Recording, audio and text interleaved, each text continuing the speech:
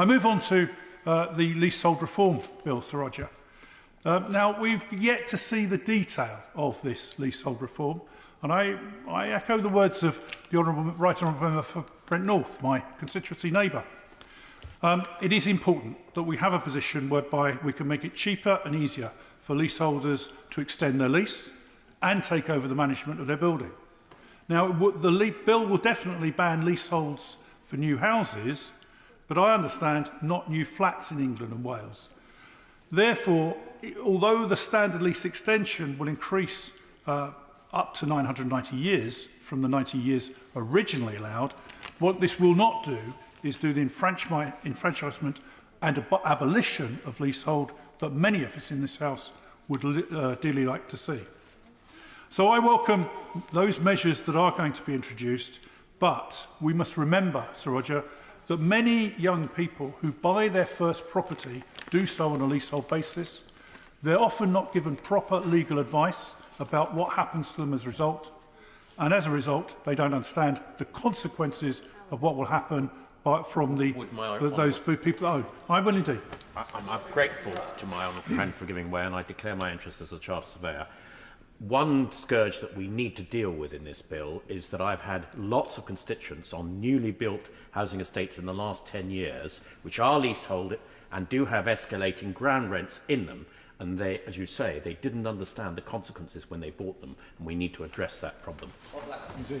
The other measure, I agree with my honourable friend, that the other measure that must be introduced in this is to stop the scandal of house builders and property developers who build properties, sell the leaseholds, and then sell the freehold to finance companies who then rip off the leaseholders without the leaseholders even being told that their leasehold has been sold.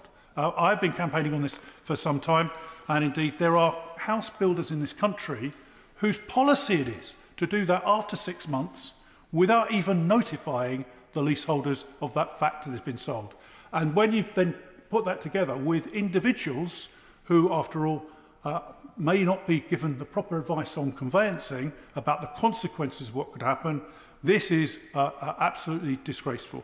And the final thing I will say about the Leasehold Reform Bill is that we do need to extend the measures in the Building Safety Act to ensure that freeholders and developers are not able to escape their liabilities for the building remediation work that's required for fire safety and beyond. So, Roger, I just want to mention one other aspect. As I declare my interest as the chairman of the All-Party Group for Ending Homelessness, let me be very clear. Homelessness is not a lifestyle choice. Every case of homelessness and rough sleeping is unique.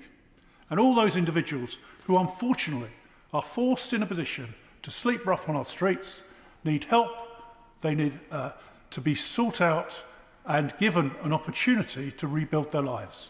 Many may have suffered accidents and be unable to work. They may have been in a broken relationship and unable to sustain that relationship and have nowhere to live. Under my Homelessness Reduction Act, which I noted the several ministers from the front bench are, of course, claiming it as a government measure. It was my private member's bill that the government supported that we put on the statute book. Every individual who is threatened with being homeless, or is rough sleeping, are able to go to their local authority and seek help.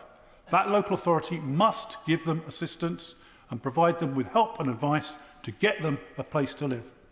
We must not get to a position, Sir Roger, and I put this on the record as I've done on the media.